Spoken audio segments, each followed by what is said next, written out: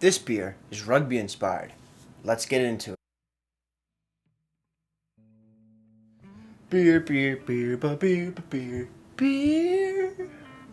Hello everybody, welcome back to me, Mate Brewski, for another Brewski review. And today the beer I have for you is by the Mackinnon Brewing Co.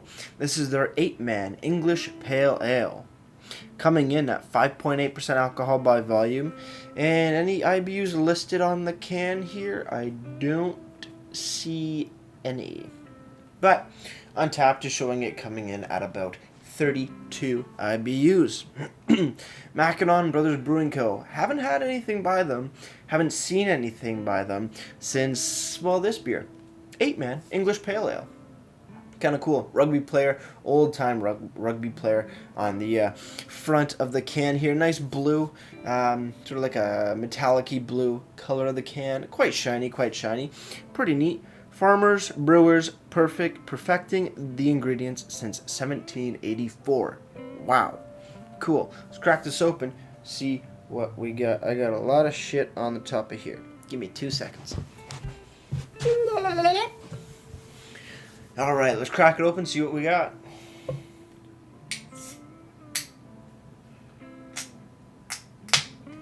Didn't explode. I thought it was going to explode. I thought it was super full. It's pretty full, but it didn't explode. That's a great thing. I'm pouring it into my Great Lakes pop can style glass. I guess we're going to spill a little bit. That's okay. No big deal.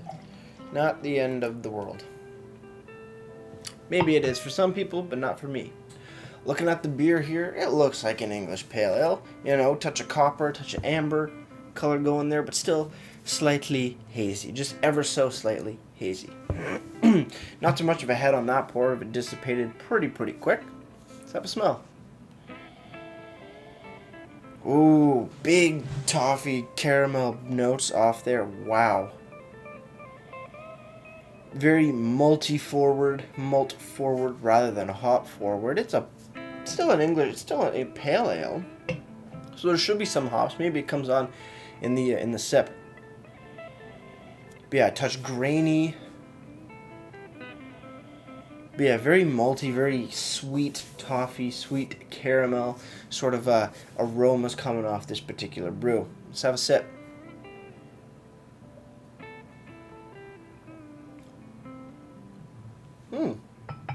Oh. That's weird.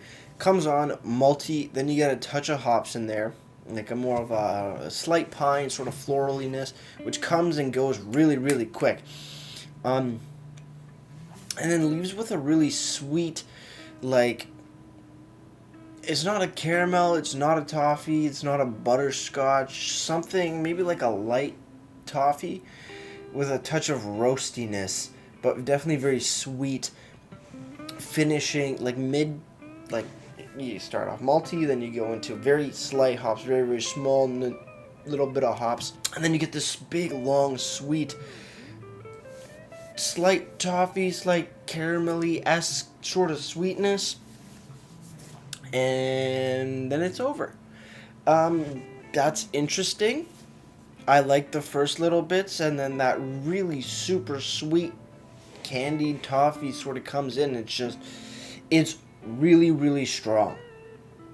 But I gotta learn more. Cheers, everyone.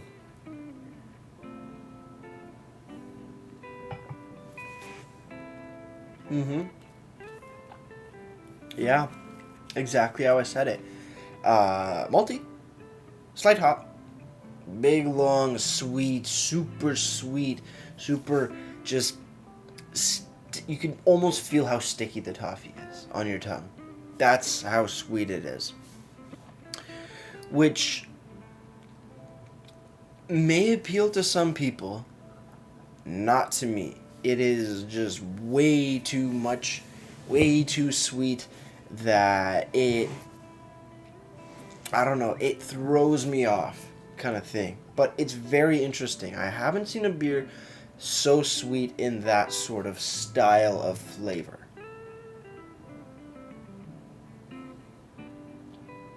Mouthfeel, medium bodied, slight carbonation, nice bit of crispness at the end, but definitely seems more of a heavy beer in as mouthfeel goes. just because of those flavors. But it's a very light, not light. It's definitely an easy drinking beer, but at the same time, the flavors are so bold and so sweet in the finish that it makes it seems heavier than it actually is. If that makes any sense to you guys. Yes, very, very interesting. Read on the back, see what it has to say for itself. Bound by brotherhood, brewed by tradition. Our ancestors settled in Upper Canada in 1784, and through their generations built a thriving farm. We are the 8th generation farming that parcel of land. I need to reread that. Through farming, period.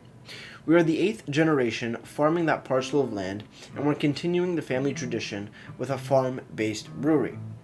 We select ingredients from our farm for each style of beer we brew, striving to create unique recipes that are embodied with the taste of rural Canada.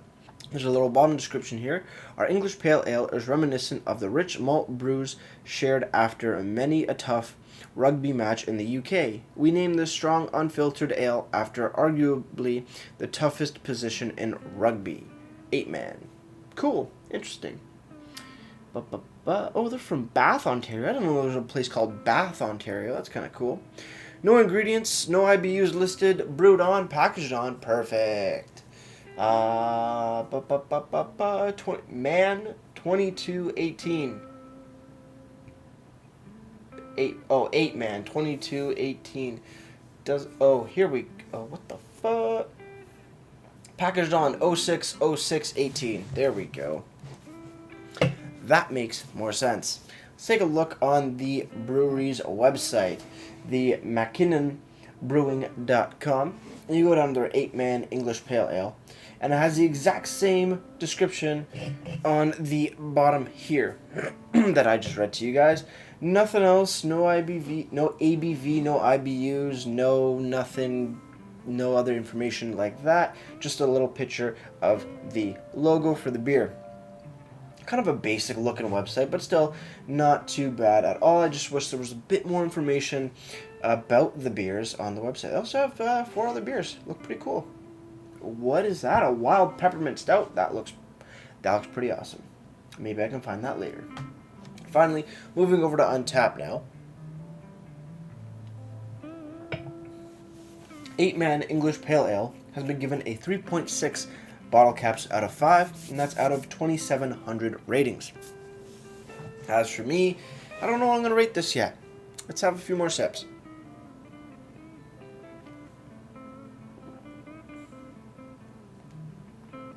It is just so damn sweet in the finish.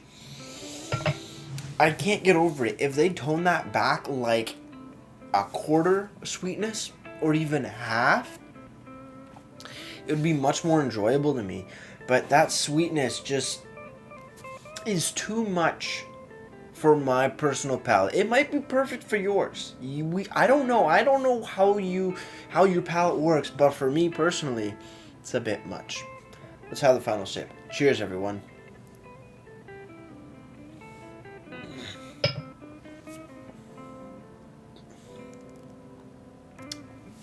It's not as hoppy. I thought it was going to be a lot more pale ale-y, English pale ale-y, than it is, I don't know what it is. It is an English pale ale, but the sweetness that you get in the finish is just way too much for me, and I think way too much for the style, to be honest. That's why I gotta give this beer, it's good, it's not the greatest, I don't know, I wouldn't buy it again, let's just say that. I'm going to give it a solid 6.5 out of 10. Really good beginning and middle with the hops and the malts, but then that sweetness comes in and it's too much. Presentation, on the other hand, pretty nice. It's pretty simple. You know, little picture here, very blue background. Alcohol's listed, best before packaged on, perfect. Nice description, long description of both the brewery and the beer. That's even better. But no ingredients, no IBUs. Even on the website, there's even less. There's just the description of the beer.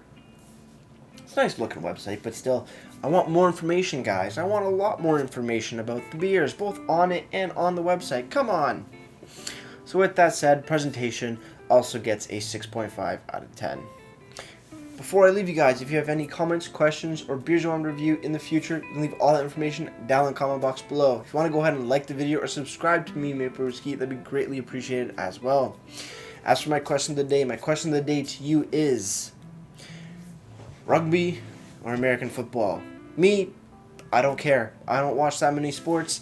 I don't follow them religiously because I just don't have the time for it. But I will definitely sit down and watch a game of sports when I have the time. But as far as following them, or at least when it comes to rugby or football, which one I like better, no comment on that. I don't like either one better or worse than the other. I think they're perfectly good sports. But let me know your opinion on that. I thought it would be a rugby-inspired beer.